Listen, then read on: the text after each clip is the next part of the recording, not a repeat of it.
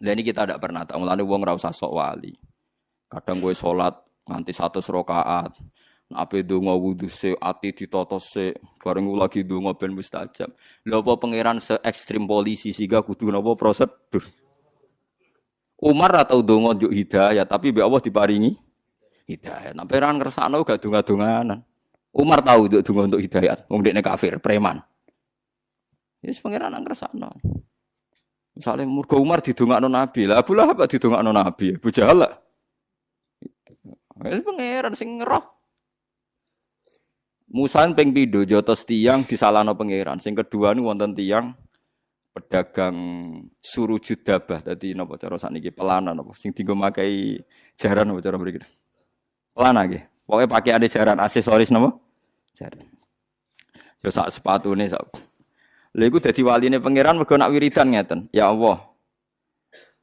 Kalau engkau mau pergi dan butuh kuda, pesen teng kula. Nanti pelananya tak bikin terbaik.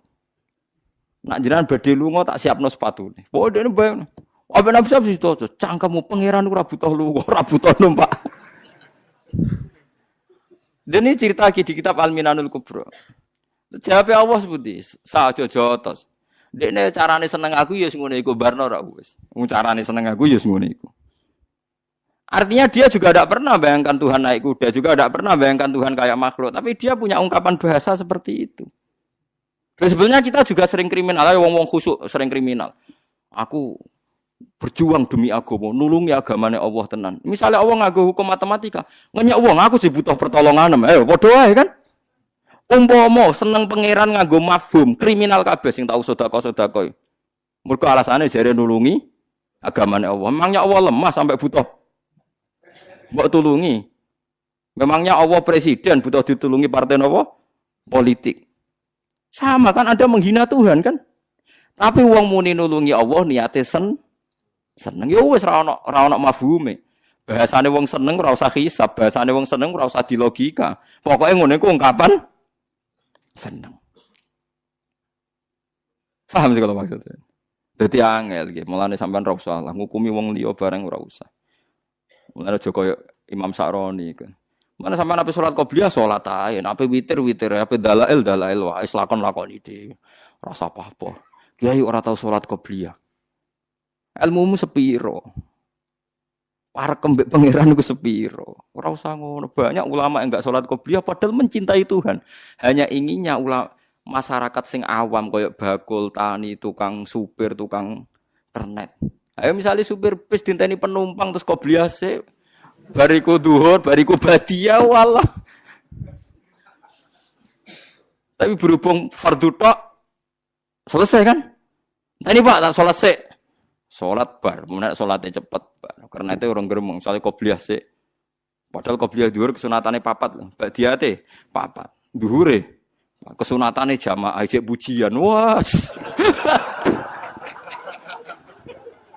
Boyo wong mikir kebutuhannya wong akeh. Kowe kiai wong nganggur. Kiai ana sing salam templek penggaweane kiai. Entek qobliyah tambah salam templek ya akeh. Lah anak supir. Entuk apa? Kowe tambah khusuk citram tambah apik rezekimu tambah akeh. Lah anak supir.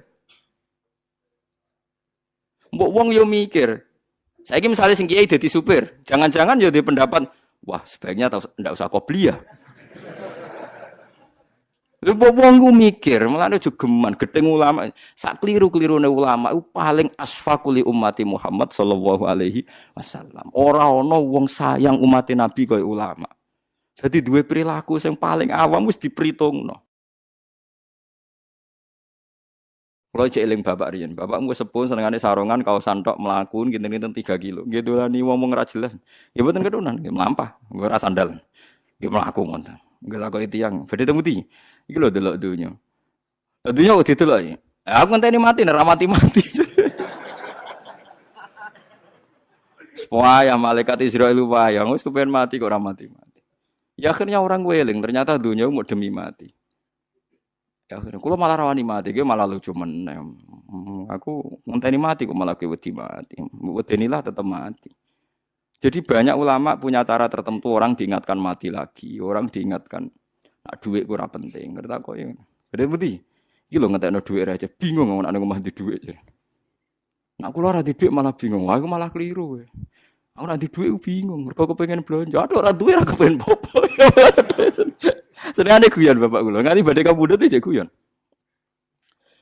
Jadi ini pengertian nggih jenengan. Jadi ning Ihya ono kitabus sima wal wujdi itu ada rasa kecintaan pada Tuhan. Saking cintanya itu tidak punya bahasa. Akhirnya awur-awuran. Tapi ngawur songko banget senang.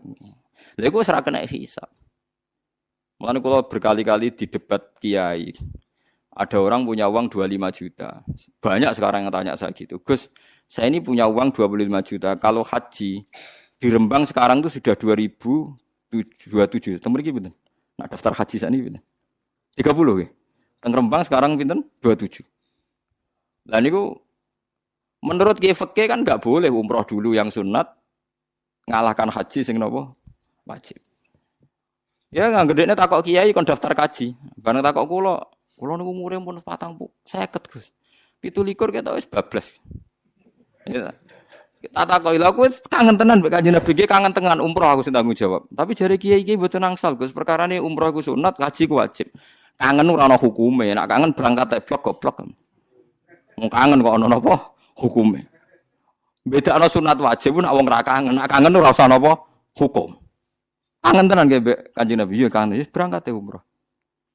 Ya akhirnya berangkat. Soalnya teng daerah kula umroh alasan anut Gus Bae nek kangen ra ono hukume. Kangen ora ono hukume. Wong kangen piye oleh hukume wong kangen. Kula itibar kula nu aiman sing pemabuk nek kangen Nabi ya ora Nabi dene ora iso. Lho kathah lho tiyang saleh ngoten ku kathah. Kula derekno zaman Ki Asrori Mbah Hamid Pasuruan tiyang top-top kula ro sejarah ya ana ngomong fasik sekelilinge. Tapi kon fasik tenan ning terminal gak gelem. Banyak kan seputar ngomong saleh ku mafia-mafia. Tapi kon dadi mafia tenan. Ora gelem karena dia sangat mencintai Allah dan Rasul. Lho no eman cara kon mabuk tenan ning terminal mboten purun, Dek. Senenge sing parek-parek masjid. Ayo repot to. Kayak santri sing nakal ngoten kon ra modho ora gelem. Kon tertib ora gelem, tapi kon ngegeng ning terminal. Ya ora gelem. Lah jangan-jangan Allah tahu betul dia punya mahabbah ning Allah wa Rasul. Iki padha ora roe. Kita sholat qobliyah ba'diyah mergo wong nganggur. Jangan-jangan kalau kita jadi supir bis ya berkeputusan ra usah qobliyah ba'diyah.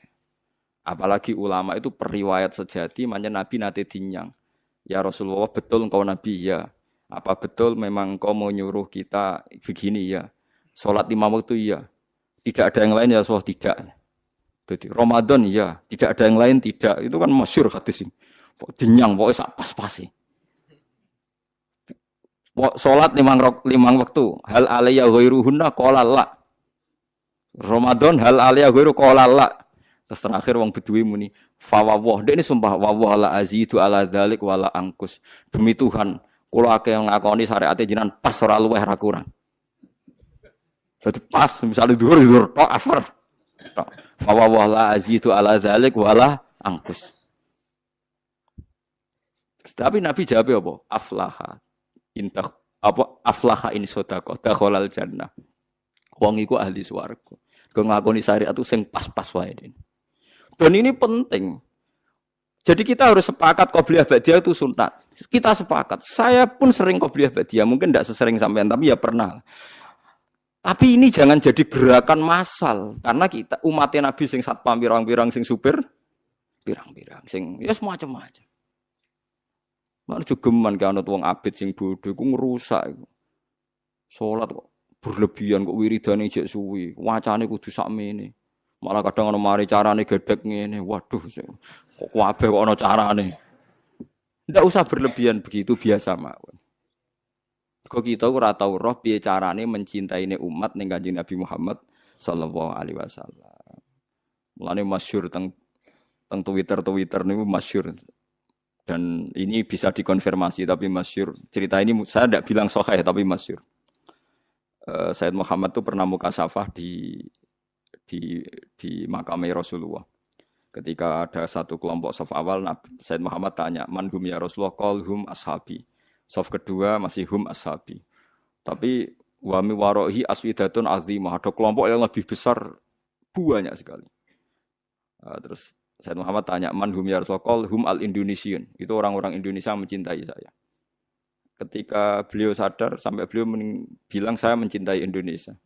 Ternyata apa? Maulid di Indonesia itu yang bertato saja muludan. Itu tidak ada di negara lain. Sing ora salat pun muludan. Berarti belum ada orang mencintai Nabi kayak orang apa? Indonesia.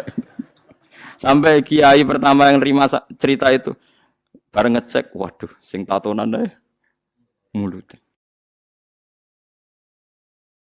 Ya kita tidak pernah tahu cara mereka mencintai Nabi. Tapi saya pastikan di kitab-kitab itu ada riwayat Nuaiman itu pemabuk. Tapi dia ini mau mabuk yang terminal, mabuk ngarepe Nabi. Ya ditakzir be Nabi.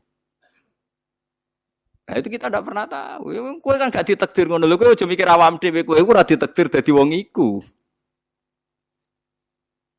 Lah makanya ya soal munafik ning zaman Nabi iku munafik bodoni wong sing jelas bener. Sementara wong sing bodoni kita iku bodoni wong sing ora jelas. Misalnya kita jadi kiai untuk duit proposal, untuk duit salam template, kan ya ora jelas niate sing ngekek iku piye. Lah terus kowe dibodoni wong, ya anggap ae khusukmu ya kadang bodoni wong, solem ya sing. Mulane Ki Hamid Pasuruan tau nangis ngendikan ngeten. Sowan teng Mbah Khalil niku pengasuh Pondok Sidogiri. Itu walhasil Mbah Hamid tuh sowan Mbah Khalil, kula niku soleh-soleh kula piyambak kok ujug-ujug dadi pangeran. Jadi kamane kan Mbah Hamid itu orangnya soleh, khusyuk. Beliau soleh, alim, istiqomah jamaah, istiqomah sholat qobliyah ba'diyah. Tapi setelah terkenal khusyuk karena ya orang sowan, terus ngasih uang, ngasih macam-macam. Beliau sebagai orang ulama betul, ulama benar itu kan kecewa. Kecewanya kok khusyukku jadi duit. Karena Mbah Hamid raruhin, cara kita orang nggak benar kan, wah ini bagus lah kan gitu. Tapi beliau itu nangis.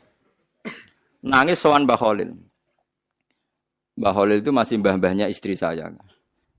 Mbah Hamid itu ya mbah saya karena misanane mbah saya. Saya cerita ini supaya sampean tahu bahwa saya pantas dapat cerita ini. Karena Ki Hamid itu misanannya mbah saya, kan orang Lasem.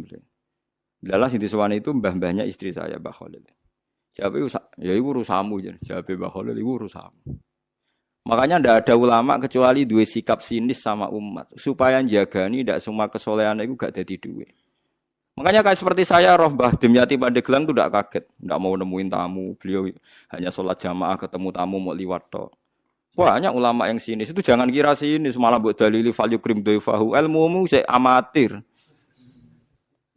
Karena beliau tahu kalau saya terlalu ramah, terlalu terbuka, jangan-jangan semua khusyuk saya dikonversi jadi uang. Jadi kehormatan. Padahal saya khusyuk udah untuk ini. Makanya ada ulama model Mbah Dim yang tertutup. Nah, malah nak teng Bangilan jenenge Misbah nak ana tamu jek ning lawang takok. Ana apa kok rene? Nyuwun barokah jenengan. Wis tak barokahi nak gak ganggu aku. Mulai. Iya, jajal. Tapi ada ulama juga yang hormat sama tamu. Kata guru kula Mbah Mun hormat tamu, Ki Arwani hormat tamu. Karena perintah Nabi fal yukrim doifahu. Tapi yang ndak hormat tamu ya banyak. Ya sampean tinggal ngikuti mana. Lah nek kowe ora perlu anut, niatan uta ora ana tamune. Lah. Oh malah penak kowe sampean penak. Niatan uta ora ana napa? Ora ana tamu.